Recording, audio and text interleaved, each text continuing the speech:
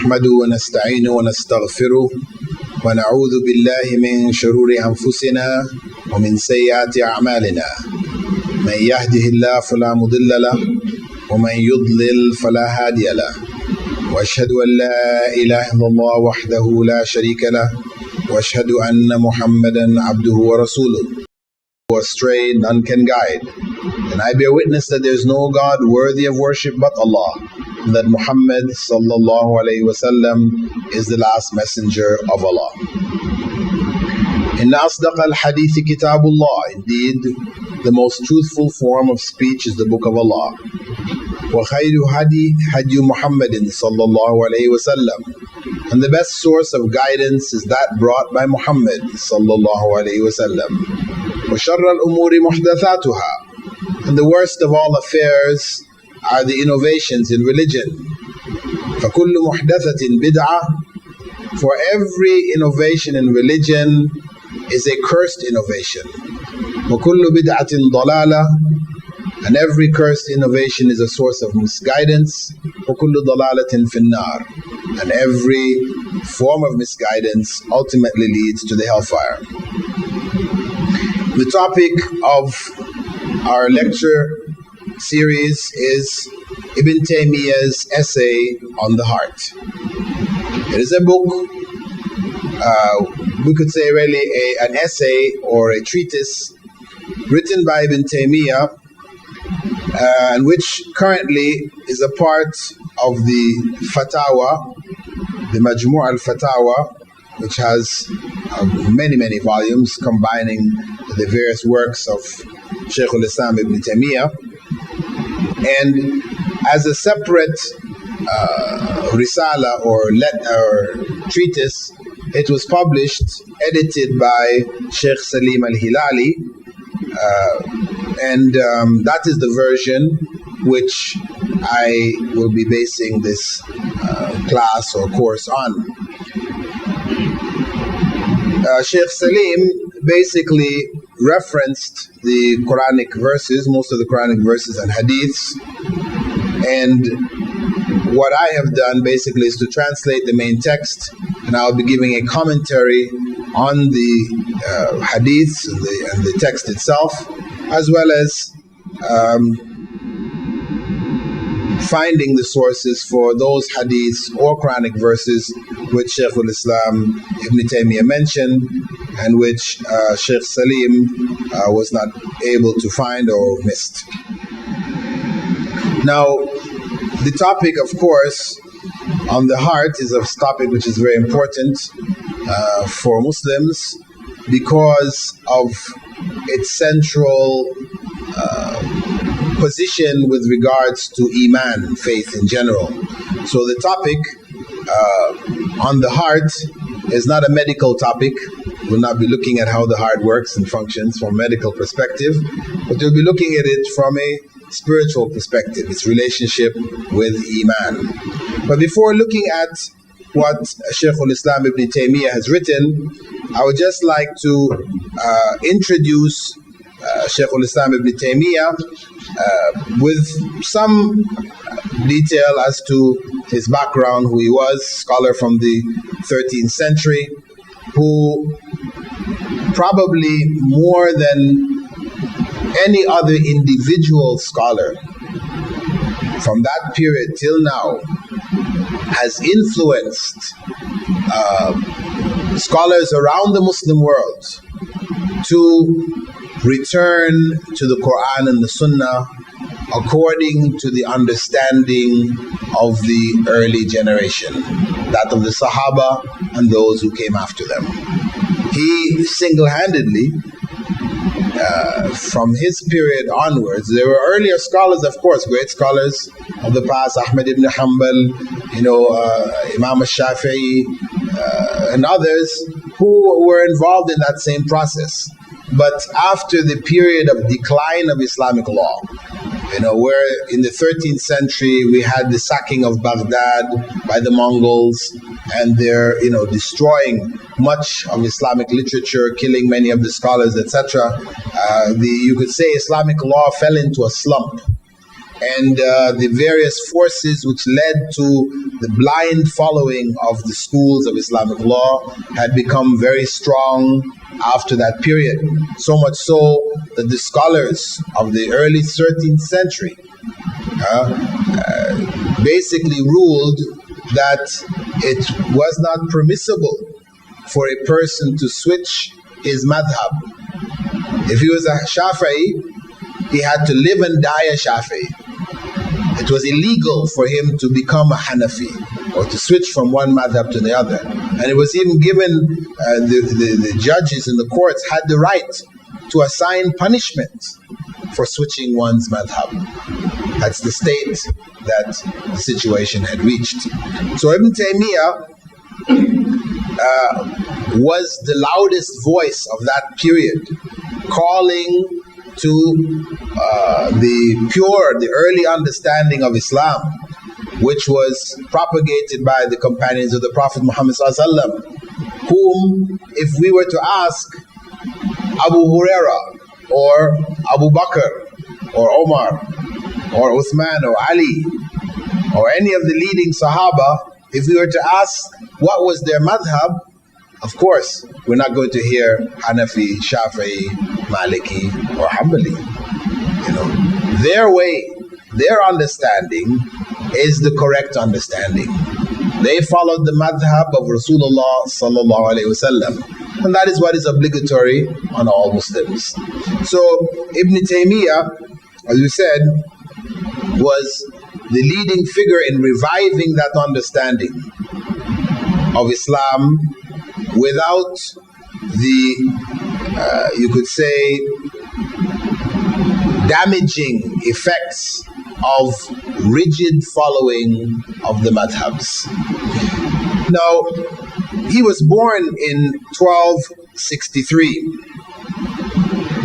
and his family migrated from Damascus as a result of the attacks by the descendants of the Mongols attacking that area. They shifted from the area where he was in Iraq. He was born in the area called Edessa, which is currently a part of southern Turkey. The town is now called Urfa. His family moved from there, migrated, made hijrah from there because of the arrival of the Mongols, and settled instead in Damascus, where he grew up. Now, Ibn Taymiyyah's father was a scholar of hadith. He had the title Sheikul-Hadith, which was commonly given to the main teacher of hadith in the schools of the time. He taught at a school called Dar as-Sukkariya, and Ibn Taymiyyah himself studied in that school. And his father used to have a circle in the main masjid of Damascus where he taught hadith. So Ibn Taymiyyah grew up in this environment, and he studied under the scholars who were available. He memorized the Quran before he reached puberty, and he studied the main sciences of Islamic law, major areas of Islamic sciences, and he was such an outstanding student that people were amazed at his intelligence. From the time he was 19 years old, he was answering questions of scholars in the masjids. Issues which would dumbfound the scholars, which they had problems finding answers for, they were put to Ibn Taymiyyah, and he was answering them. And when he used to be asked to talk on any given topic, if he gave a talk on a topic, for example, he used to get into such depth into the topic that people used to think that that's his area of specialization. That's where his knowledge was limited, But then he had another topic to talk on, and all of a sudden he is in the same kind of depth in that area. So his knowledge was quite vast. He had written in his lifetime more than 300 volumes, and he did not actually limit himself even to the areas of Islamic law, etc. He went into areas of philosophy, looking into the problems which Muslims were facing because of the introduction of Greek philosophical thought into the Muslim mind and the Muslim world. So he dealt with a lot of these kind of issues. He also went into areas of comparative religion. You know, he did a book called Al-Jawab al-Sahih fi man baddala fi din al-Masih, which is the correct answer for those who change the religion of the Messiah. He wrote that, way back in the 13th century. Major work where he tackled their issues, quoted from their books, and debated their ideas, showing the wrongness of it. And one of the things which was noted that when he was going to study as a young man, on his way to his classes, a Jew from Damascus used to meet him on the way and throw questions at him, trying to shake his faith, but it only made him stronger, and he would continue coming back each time and responding to the man, until eventually that individual accepted Islam.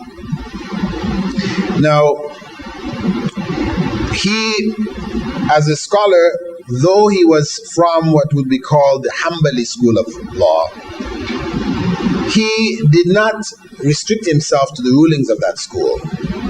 He was attracted to the school because of the fact that the scholars of the school at that time, even though it was one of the smaller schools, because at that time the Hanafi and Shafi'i schools, they were the dominant schools. Maliki was out in the basically in the West. It had been the school in Spain, in North Africa, so it was mostly concentrated out in the West. So the Hanbali school was quite weak. It was in Iraq, but it was weak. But he adopted it mainly because of the fact that the Hanbali school scholars were known at that time to take their aqidah, to take their creed from the same sources they took their fiqh. This was the approach of the Hanbali scholars. They were known for that. Maybe the people called them literalists. They would just take their evidences. You want to prove a point of aqidah, you bring Quran, you bring Sunnah, you bring statement of the Sahaba. This is where you based your creed on. Whereas the other schools, by then, the philosophical thought had become so deeply rooted in the various other schools that that's where they used to create their arguments for the deen from. Belief in Allah and all the different things were all based on philosophical arguments. And the different issues of the creed were all argued from a philosophical, a logical perspective. So basically, he was caught in the controversy of the time, the struggle which existed between the scholars of the Shafi'i school and others, and that of the Hanbali school, how to approach the deen. And he supported the Hanbali approach and promoted it, right? Now, of course, the Hanbali, what we're calling the Hanbali approach, was really the approach of the early generations. That was the approach of the Sahaba. When the Sahaba were asked questions about the deen, they didn't start drawing from their reasons and philosophy to try to make explanations for people. No, they said, Allah said, the Messenger said, this is where they came from. This is what they used as the basis for their explanations. Now, Ibn Tayymiyah specialized in hadith. He was known to have memorized huge volumes of hadith. He read all the classical books of hadith. He read them numbers of times. And he became a reference work for people who wanted to know where to find this hadith. He would be able to tell them you can find it in Sahih Bukhari, or you can find it in Sunan Ibn Abi Dawood, or whatever. He was well known for his ability to identify the sources, with the chains of narrators and everything. Allah, blessed him with a very strong memory.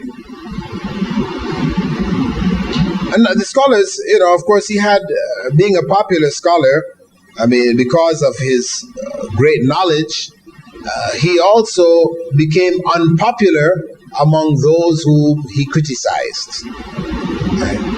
There was a rising dislike of Ibn Taymiyyah because he was a very critical individual. He wouldn't tolerate deviance, so he used to attack it, whether it was coming from the Sufis or from the Ash'aris or whatever group the express deviation with the Shiites. He wrote a book on the Shiites, Minhaj al-Sunnah, Nabawiyah, a whole set of volumes in response to one of the leading Shiite scholars of his time had written a book in defense of the Shiite madhab. So he responded to them in an extensive work. So he basically, everybody who had deviated around him, he spoke out against. He wrote against. So naturally, those scholars who were in big positions in the government, who were judges, etc., they were irked by him. They didn't really like him at all. And as a result, they made life very difficult for him. They were always going to the sultans and complaining about him and spreading rumors, distorting his statements, which led to his imprisonment a number of times. The last years of his last 20 odd years of his life, so most of it was spent in jail, in and out of jail. But that is another story. Anyway, Ibn Tayymiyah not only was involved in the literary end of the Islamic thought or Islamic practice, he was also involved in different issues concerning jihad. Where there were issues of jihad, problems existed, he was there advising, encouraging, making fatwas for the troops to be able to fight during Ramadan, breaking their fast. He made a fatwa concerning that. He spoke. He went in delegations to meet the leaders of the invading forces, like the Tatar king Khazan, who had converted to Islam. Well, his parents or himself converted to Islam, and he was on one occasion about to enter and sack Damascus. So the people came to Ibn Taymiyyah, people of Damascus asked him to go and meet this man and try to discourage him from doing it. So when he went before the king, he said to him, "You claim to be a Muslim." Very bold words. "You claim to be a Muslim, and you have with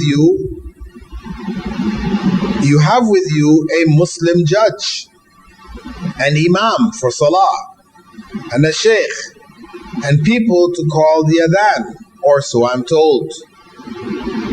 Your father and grandfather were both disbelievers, kuffar, yet they did not do what you have done. They both made promises and fulfilled them, while you pledged and betrayed it. You promised and didn't fulfill it." He had promised not to enter Damascus, but then later on he decided he was going to enter it. So anyway, this had such an impact on the ruler Khazan that he gave his word not to enter Damascus and left. And he asked about Ibn Taymiyyah, who was he? So this was Ibn Taymiyyah. He was in a number of different occasions, going to when Damascus was again attacked later on, he went to the sultans of Egypt and the other neighboring countries, encouraging them to defend it, not to leave Damascus to the hands of the disbelievers. So Ibn Taymiyyah was a scholar who applied his knowledge, was involved in jihad to the degree he was able to contribute. And as we said, he had become very unpopular among the scholars of his time who were blindly following the schools of Islamic law, and who in many cases were affected by Sufism. Sufism had become so widespread that scholars of that time commonly would name themselves. After you name yourself, you identify your name, then they would identify the school of law. They will say Ash-Shafi'i. Then they would identify which philosophical school. They would say, for example, Al-Ash'ari. And then they would add to it also what Sufi school, Al-Naqshbandi. So it was common for the scholars of that time to have these different labels at the end of their names, So it was widespread. So his attack on Sufism, systematic attack on the fundamental ideas, not on the people who may be referred to as Sufis. The Sufis call them Sufis, people like Al-Hasan al-Basri, Junaid, Abdul Qadir al-Jilani and others who became saints among the Sufis, but who were not themselves calling people to worship them or call on them in their worship, So he defended these people and defended, people's right to be aesthetic, to live simple lives, to be away from the dunya, because really the deen encouraged that. He himself lived that kind of a life. He didn't have a lot of trappings around him. He didn't marry, actually. He was so busy and ending up in jail so much time, he didn't have a chance to even marry. So he was opposed, though, to the fundamental issues of Sufism, which lie on one hand, deification of the human soul, claiming that the human soul is a part of Allah within us. The misunderstanding that Allah blew into us a piece of himself. Right? It's a misunderstanding. And the claim that there are people who will call saints, people who are closer to Allah, who could be prayed to and through. The fact that there are people closer to Allah, we don't deny it. People are in different positions relative to Allah. Allah refers to his awliya, but he has defined who his awliya are. Those who believe in him, fear him, and do righteous deeds. These are the qualities of the awliya of Allah. But for the people, it meant mass of the people, they meant doing miracles, things which appeared to people to be miracles, and prescribing different rules and principles of dhikr and this type of things. These were the things which were related to the awliya.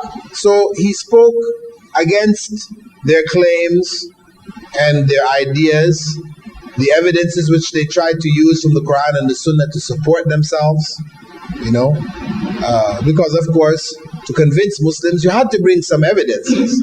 But they were, of course, misinterpreted, things which were misunderstood, which they interpreted in such a way as to promote their own ideas. Anyway, he began going back and forth to jail from the year 1306. And he ended up, in the last time he ended up in jail was in the year 1326. And between that time, he was in and out. When people tried to intervene on his part, and express sorrow for what was happening to him, being the scholar he was and everything else, his response to them was to say, "What can my foes do to me?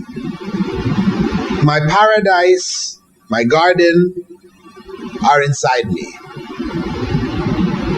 Whenever I go, wherever I go, they are with me.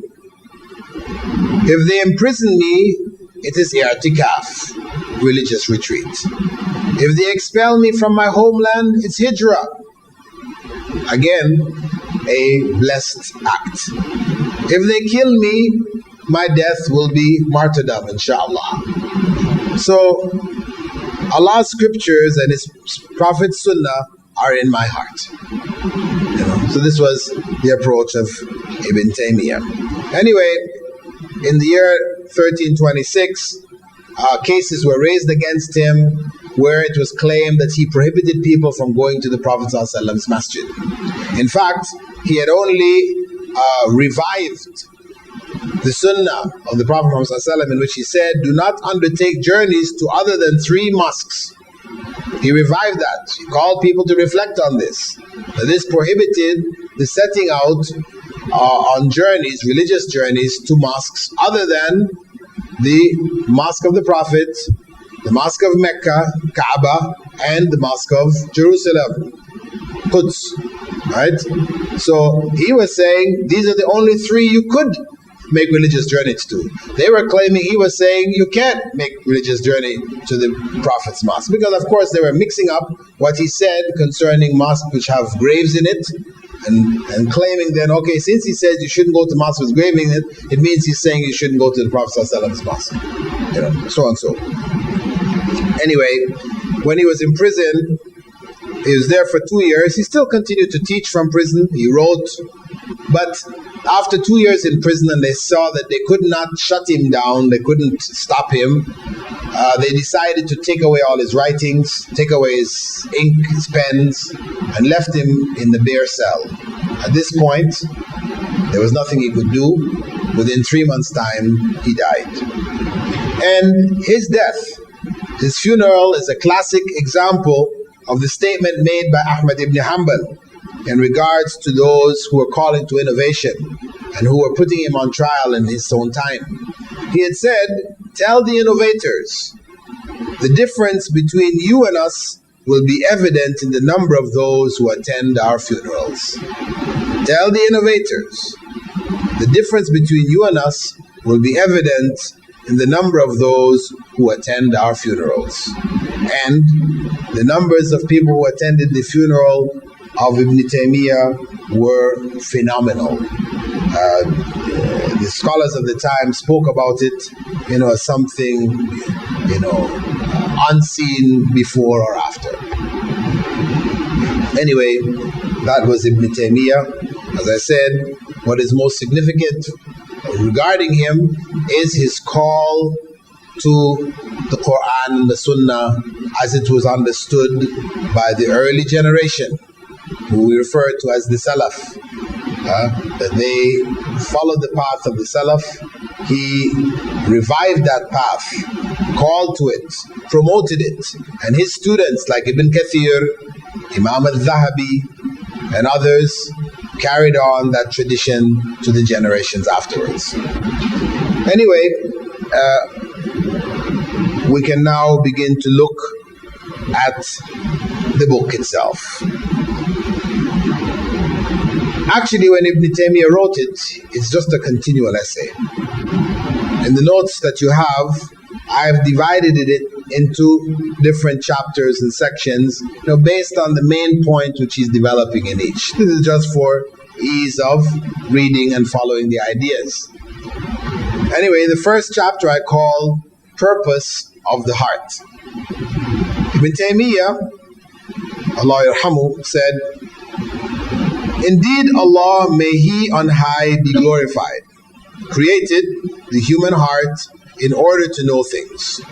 Indeed, Allah created the human heart to know things. In the same way in which He created the eye to see things, the ear to hear things, may He be glorified. He created every part of the human body for a specific purpose and a particular function. Thus, the hand was created for grasping and holding, the foot for walking, and the tongue for articulating speech, the mouth for tasting, the nose for smelling, the skin for touching, and likewise the remainder of the internal and external limbs and organs." So Ibn Taymiyyah begins straight away his essay talking about the heart. Its purpose, primarily to know things within the overall framework of the body parts, that each body part has been created for a particular function. Each part has been created for a particular function. There's no part of the body which we consider to be vestigial, something left over from previous generations which we don't really need, we can do without it, has no real purpose. No. This concept is a product of Darwinian thought. The fact that we evolved according to Darwinian thought from the apes, earlier stages we went through, these things, we still carry bits and pieces of it with us. All you have to do is look at the evolution, the development of the human embryo, where it goes through different phases, where it seems to have what they call pharyngeal pouches. It looks like gills, and it seems to have a tail. It even looks like a little fish at the point. All these different things. They say, this is evidence that human beings pass through these different phases. And of course, scholars, who know, point out that the similarity in structure doesn't indicate similarity in purpose, right? Or any relationship. Because if we are to take similarity in structure as a relationship, you have the rhinoceros, a mammal found in Africa and India. Do they have rhinoceroses in India? Yeah. Okay. The rhinoceros is known. You also have a beetle in in Malaysia called the rhinoceros beetle, because it has horns on its, what is the head, looks like the head area, it's really the back. It has horns there, it looks like horns. So it looks something like the horns of the rhinoceros, so they call it the rhinoceros beetle. But no scientist in his right mind would claim that there's any relationship between the rhinoceros beetle and the mammal known as the rhinoceros. So this kind of argument is fallacious. It has no basis really in the real world. We have many structures which look similar from animal to animal, and they have different purposes altogether. Anyway, we also know that there are a number of organs in the body or elements in the cells which scholars, scientists of the past said don't seem to have any function. Among them, the mitochondria. I remember when I went to high school and studied the mitochondria, it was way back in the 60s, the scholars were saying these things don't seem to have any function at all. But you had to learn it was a part of the function of the cell, but mainly the nucleus was the main thing they talked about, the RNA, the DNA, and then there was the mitochondria stuck around different parts of the cell. But what its purpose was, nobody seemed to know. Said maybe it's some vestigial thing that has been left over when the cell was evolving. Now they come to realize that mitochondria has a primary role in the formation of RNA and all kinds of information. Mitochondria has a big importance. Then it seemed to have been nothing, something useless. Similarly with the appendix, people talk about the appendix. That it's something just harmful. We don't see any benefit. We can't figure out any benefit from it. They say it's probably left over from the earlier generations when human beings ate a lot of poisonous type foods, and there's a way in which the body used to store the poisons. This was the appendix, because of course if your appendix explodes or breaks inside of you, right, bursts inside of you, many times people die. Of course, if you're near to a hospital, they can treat you, but if you're not, people in third world countries, etc., they die from it. So it became the standard practice from way back in the 60s, that people, when with doctors, if a doctor had to go into you for any reason, he had to open up your stomach or near your stomach for any reason, he would just automatically reach down and cut off your appendix. Khalas, throw that along with it, doing you a favor, as they thought, right? But from the Islamic perspective, we reject this idea. As Allah said, أَفَحَسِبْتُمْ أَنَّمَا خَلَقْنَاكُمْ عَبَثًا وَأَنَّكُمْ إِلَيْنَا لَا تُرْجَعُونَ. This is Surah Al-Mu'minun, 23rd chapter, verse 115, where Allah says, do you think you were created without purpose and that you should not have to return to me? Whatever Allah created has a purpose. It's a general principle. Even people sometimes say, well, what about the fly? What is the purpose of a fly? Beyond annoying and being nasty. We know the fly is annoying and nasty. We try to kill everyone we can catch, right? But the reality is, the scientists will tell you that if it were not for the flies to break down animal matter, we would be up to our eyes in carcasses that did not decay. The fly finds the carcass, lays its eggs in it, the maggots come and they eat it up, and it's a means of disposing so much animal matter. If we didn't have the fly, we'd be in serious problems. So the fly has a major role. But of course, in the past, people couldn't see what is the role of the fly. And even today, the average person, if you ask him, what's the importance of a fly? He says, well, nothing. It's nothing. What's a fly? We could live better lives without flies. Actually, we couldn't. Right? So even something so insignificant, which Allah uses as the example of the weakness of human beings, that if all of the human beings got together, including the jinn, etc., they wouldn't be able to even make the wing of a fly. Not even the wing, not just the fly, just the wing they couldn't make. To show the weakness of human beings, we'll not be able to create. Anyway, the point is that Ibn Tayymiyah introduces the heart from the perspective of its primary purpose in terms of its function, that it functions as the organ by which we know things. Right? And of course, we're going to look into it in more detail. Know things in what sense? Anyway, he goes on to say, because he compared it to all of the other organs, for us just to put it in that general perspective. It has a function similar to the functions of the others, meaning that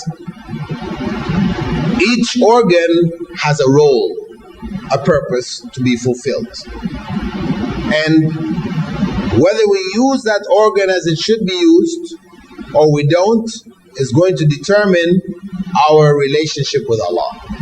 Because everything we have is a blessing from Allah. All of these limbs that he spoke about, the tongue, the nose, the mouth, the ear, the skin, all of these different senses and sense organs, etc. that we have, these are all blessings from Allah that Allah has given us, that we are responsible for, which we must use in a way which is pleasing to Allah. So Ibn Tayymiyah goes on to say, if a person uses a limb according to the way it was created to be used, and for the purpose for which it was designed, that is the clear truth and justice on the basis of which the heavens and the earth were set up.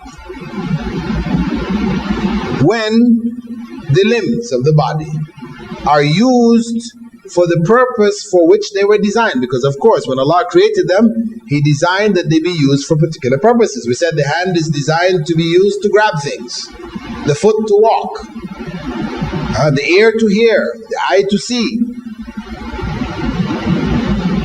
That is the main function.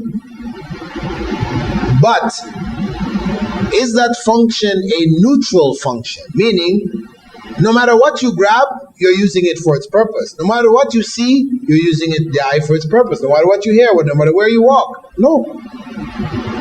Yes, these organs are themselves neutral.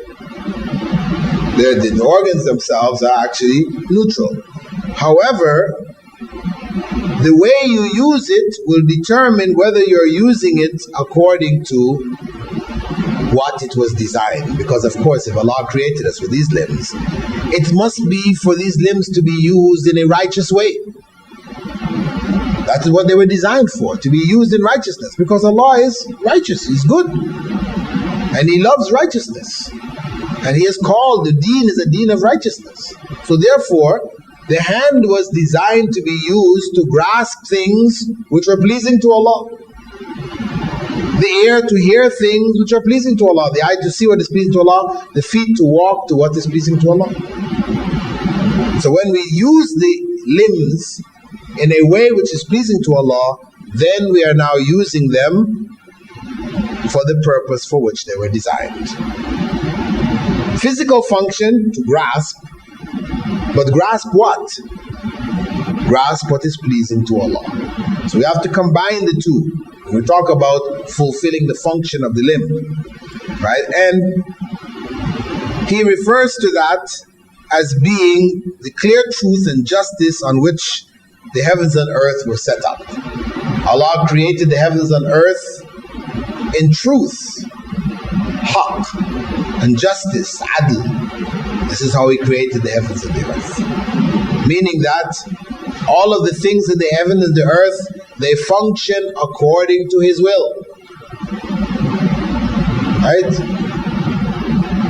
Whether it's the clouds, whether it's the stars, whether it's volcanoes, whether it's the seas, whatever, in the heavens and the earth, function according to the will of Allah. And Allah mentions about creation, that all that is in the heavens and the earth praise Allah, but you cannot understand their praise. And it's in Surah Al-Isra. Allah talks about that. So if they're all praising Allah, that is their purpose, to praise Allah. So they are fulfilling their purpose. So therefore, in the fulfillment of their purpose, there is truth. And on the basis of that truth, there is justice. Right?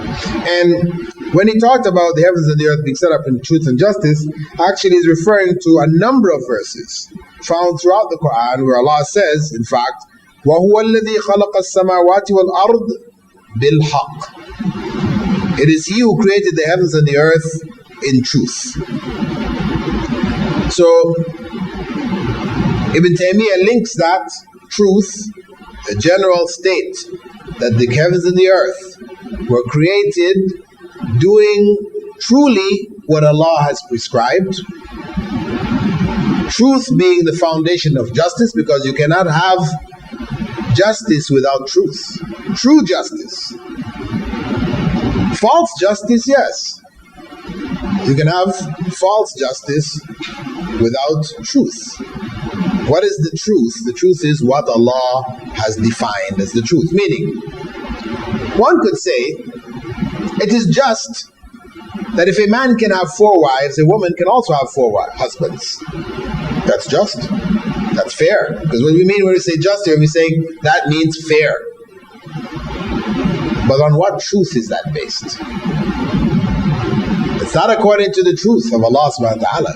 Because Allah, He has made it permissible for men and not for women. So though there may appear to be fairness and as a consequence justice, it's not based on truth. It's based on human reason. What seems reasonable to the human being. And that, in many cases, is not the truth. The truth which Allah has prescribed is one based on human realities, knowledge of the human being, of males and how they are made up because He created them, of females and how they're made up because He created them, and what was needed for them to function effectively in the society together. So Allah prescribed that. He is the one who knew before He created them that most crimes would be committed by men. And most violent crimes which involve taking the lives of other human beings would be done by men. And wars would be men killing men. And so on and so forth. That men would live shorter lives than women. Because He designed them in that way. That there would be a surplus of women in most societies. If nature is allowed to take its course. The nature or the natural way in which Allah has created things. So when He prescribed things according to the realities of the human being, which in how He created them. Ibn Taymiyyah then goes on to say, furthermore, that is better and beneficial for the limb and its owner, as well as for the function for which it was used. Right? Naturally, when the limb is used in the way it was prescribed, it is better. It's better. Not only for the limb, but for the owner of the limb. For example, if we get a screwdriver, right? This screwdriver is a big size. So it's made for big screws. But you use it for a small screw. Right? So you have to jam it in there, you have to bash it, etc. And then you turn it. It's not good for the screwdriver. And in the end, it's not beneficial for you because you're going to damage that screw. Later on, when you come, you want to take the screw out. You've jammed it in there in such a way you can't take it out. So it's harmful to you in the end, as well as it's even harmful to your screwdriver. So when instruments are used for the purpose for which they're created, then it's better for the instrument itself, as well as the owner of the instrument.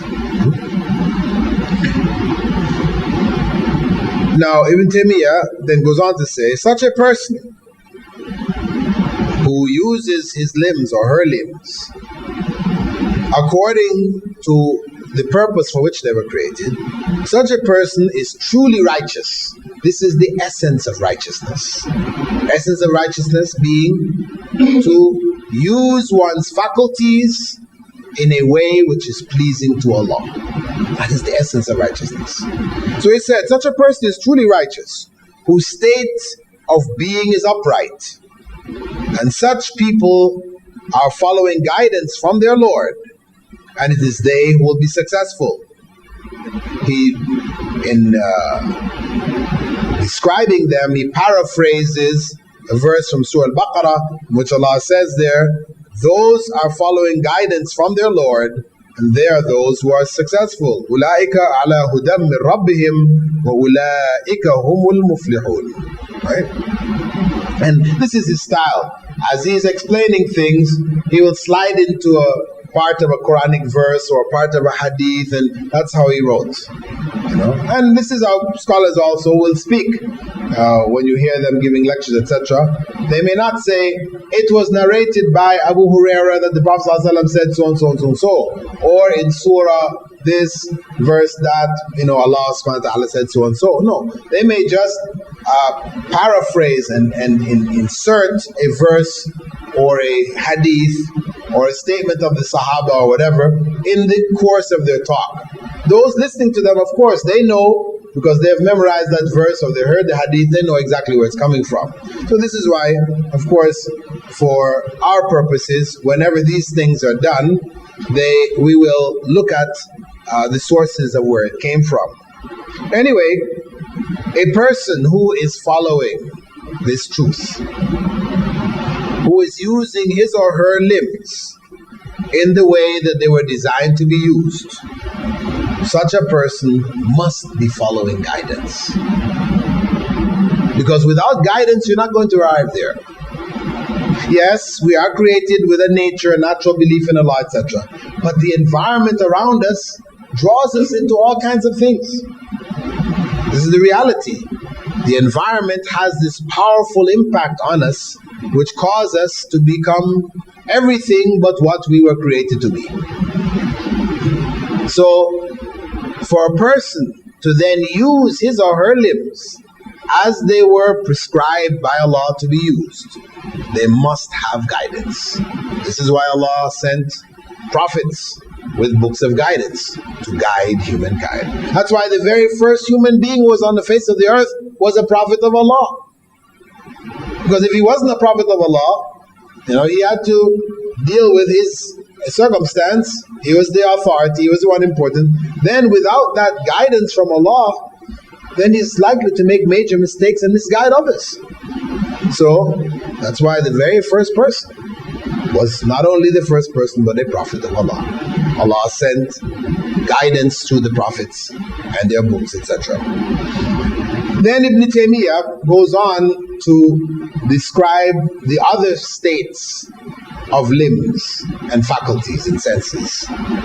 You either use it for what it was used, proposed to be used for, what Allah set its purpose as, or you don't. Or in the middle, you don't use it at all. You just leave it as a useless limb, a useless faculty. You don't benefit from it, it's just wasted. So he said, if the limb is not used in the proper way, and instead is left unused, that is a loss, a real loss. And the owner is cheated. Its owner is cheated. The limb is not used in the proper way, it's just left unused. That is a loss. Because it means either we're gaining or we're losing. That's the reality. Either we are benefiting or we're being harmed. Now, in not using a limb, we might not see obvious harm. We would say, so what? We didn't use this limb. Where's the harm? Well, the harm is that the opportunity that we had to take benefit from that limb was lost. So who is the loser? We who didn't use the limb in the way it should have been used, we have lost. And he goes on to say, such a person is cheated. Actually, the term he used there is maghboon. And this term maghboon is commonly used in business. In Arabic, it was classically used in business to refer to a person being cheated in their business. Now, that term was used by the Prophet ﷺ in a well-known hadith. The hadith concerning spare time and good health. Prophet ﷺ had said, in a hadith narrated by Ibn Abbas, نعمتان مغبون فيهما كثير من الناس الصحة والفراغ. There are two blessings about which many people are cheated: health and spare time. Health and spare time. Meaning that a person thinks that they have good health and that this will last forever. So they don't take benefit from that health when they had the chance. Similarly, they think they have spare time. Time to kill. Time to waste. And of course, that time is not always there. The time is gone. Then they look like, oh, I wish I had used that time to do so and so. They have lost. They have been fooled by Satan and such. They were cheated. Some of the comments that some of the scholars said concerning this hadith. Ibn Battal, he said, the meaning of the hadith is that a person is not free until he has whatever is sufficient for himself, and his physical health is good. Whoever finds that should be careful that he is not deceived by abandoning giving thanks to Allah for the blessings He has bestowed on him. Among the expressions of gratitude to Him is strictly following His commands and avoiding His prohibitions. Whoever fails to do so is deceived. And he indicated by the phrase, many people, that those who are blessed not to be deceived are few.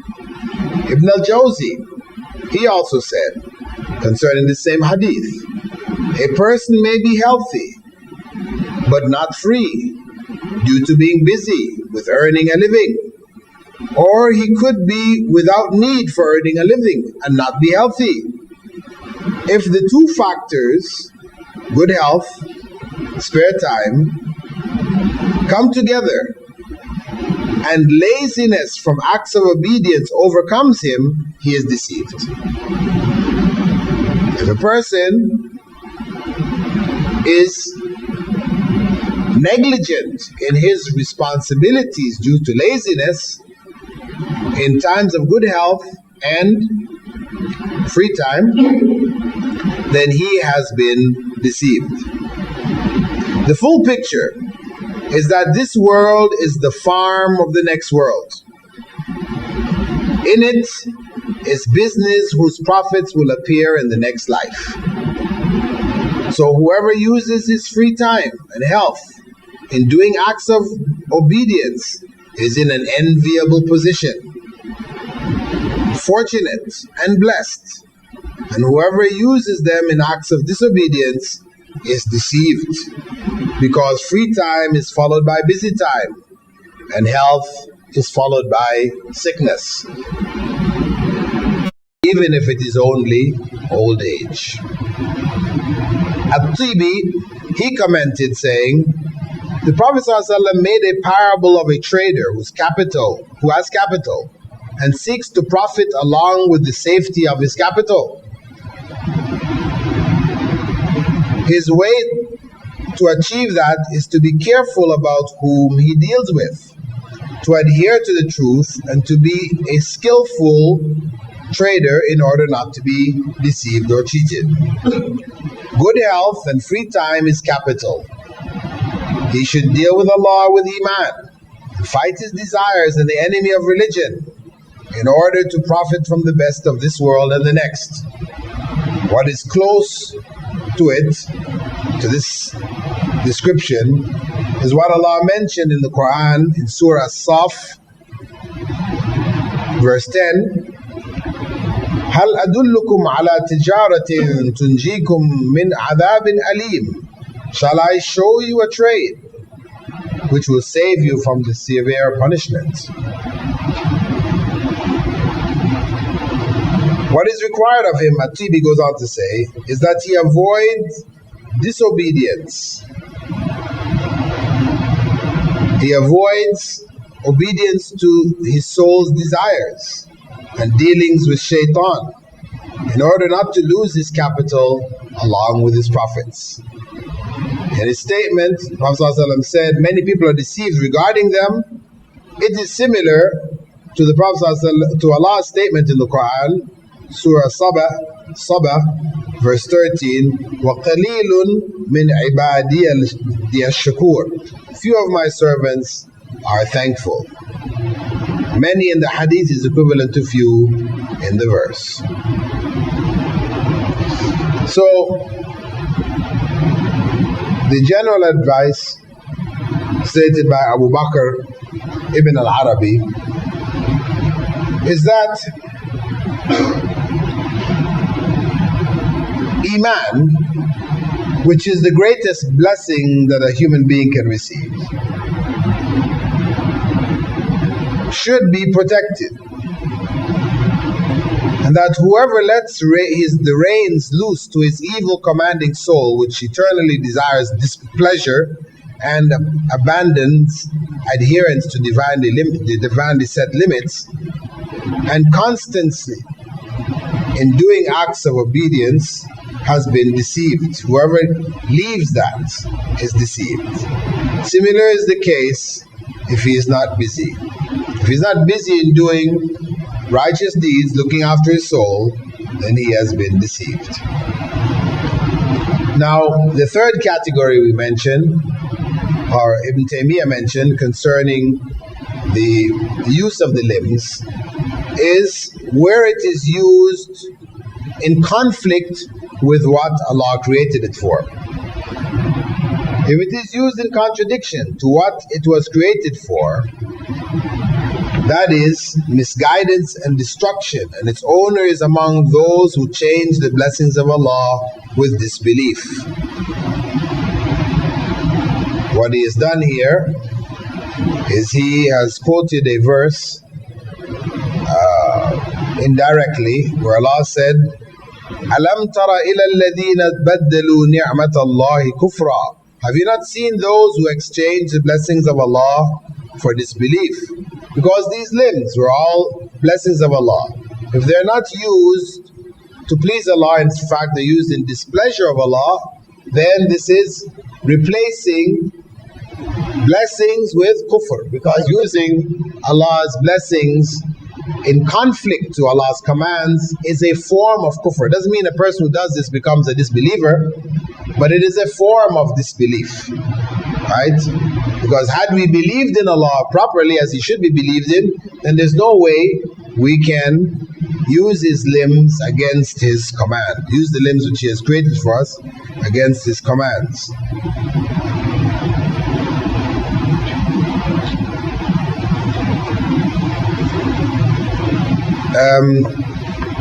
Ibn Tayymiyah, when he said that using the limbs for other than what it was created for, means here that the limbs are used in disobedience of Allah.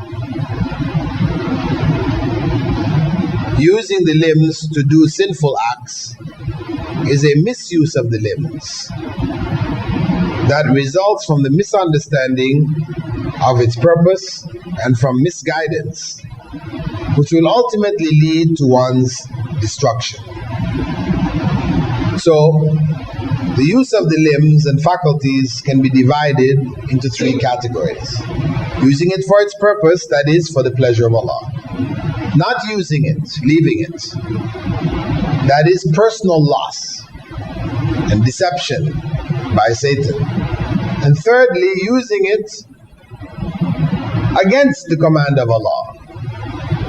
And that is, of course, sin, evil, and involved in it also is deception. We have been deceived.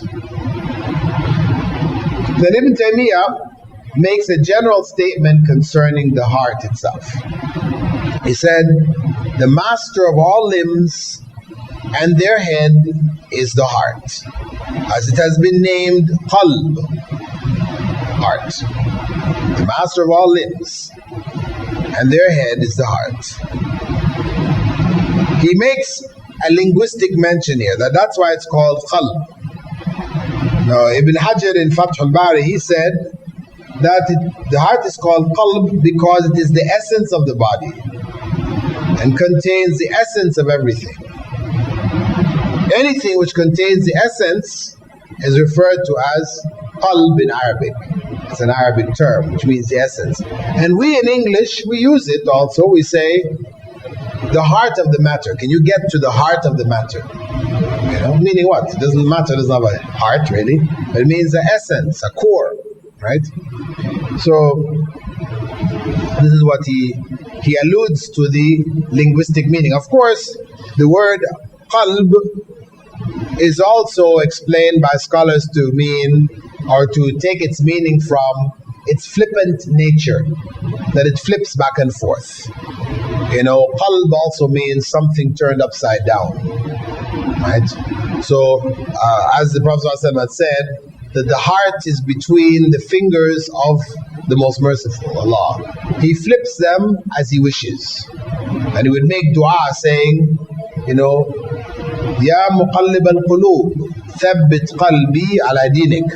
O flipper of hearts, make my heart firm on your religion.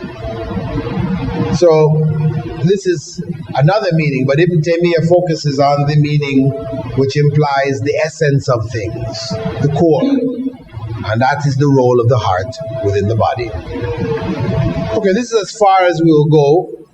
Today, inshallah, we'll continue to look at the purpose of the heart, still in first chapter, and we'll be looking at the well-known hadith concerning halal and haram, wherein the Prophet ﷺ closed that hadith saying, indeed in the body there is a clump of flesh.